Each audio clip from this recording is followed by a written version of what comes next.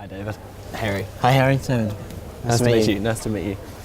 So, to start off, what did you study at university and how did you start your career after graduation? So I went to university, I went to Waikato University, and there I studied both finance and accounting, did a double major.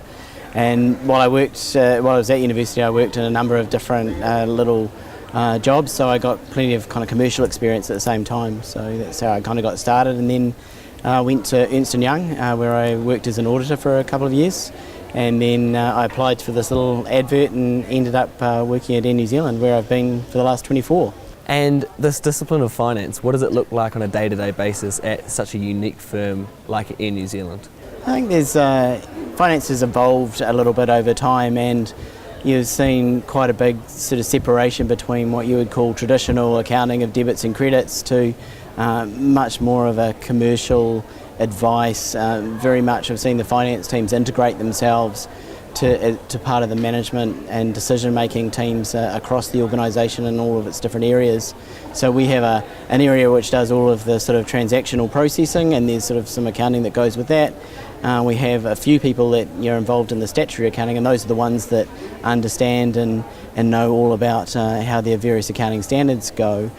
But in the main part, if you looked at the finance function, you'd say they're an integrated partner with all of the commercial parts of the organisation, helping them make the right decisions, making sure they've got all the information they need to make those decisions and understand how they're going as a business. In regards to your tertiary education, how did it prepare you for all the huge breadth of responsibilities that you now manage? I think it's interesting because your tertiary education, you didn't really know how relevant it might be. The core of what I learned in the finance disciplines, in particular the time value of money, all of those types of things, the capital asset pricing model, weighted average cost of capital, those things I do use actually very much as part of my job every day. However, I'm probably one of only a few that use those disciplines in that way. So what it does do is it prepares you for that ability to kind of analyse, to take into account a number of different facets and helping to formulate and advise on various decisions that are being made across the organisation. The airline industry, how is it different from other sectors and why is that challenging for you as a CFO? I think the airline is quite unique in many ways, but one of the things that is very unique about it is it's very capital intensive, has very mobile assets, they can be moved anywhere in the world, which makes them kind of unique to manage.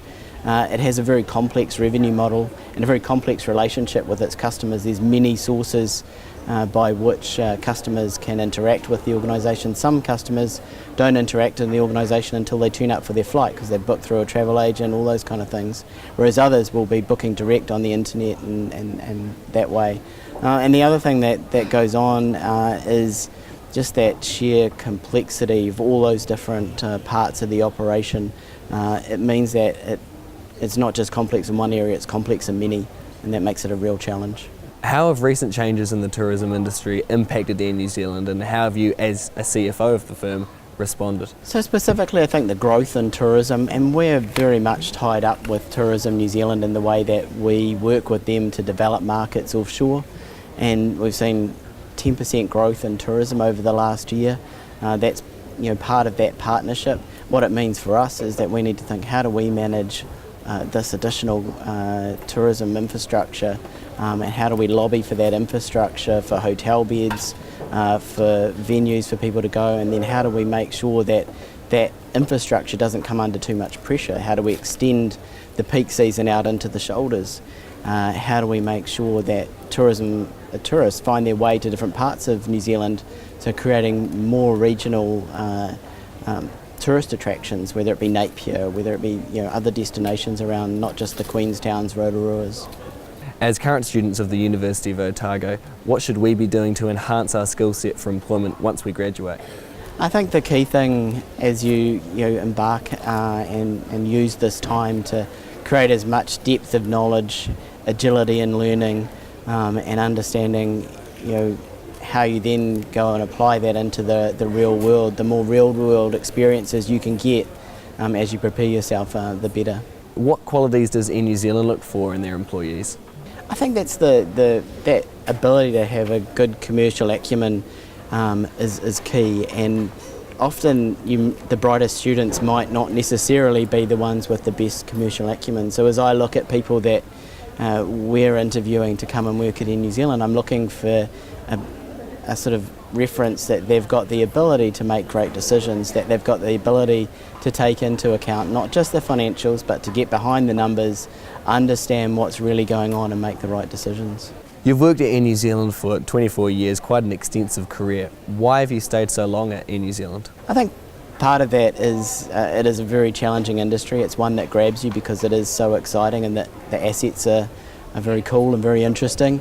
But more importantly, Air New Zealand's given me the opportunity to continue to learn and develop over that time, and that I still learn something every day there. So while that continues, it's still a place for me.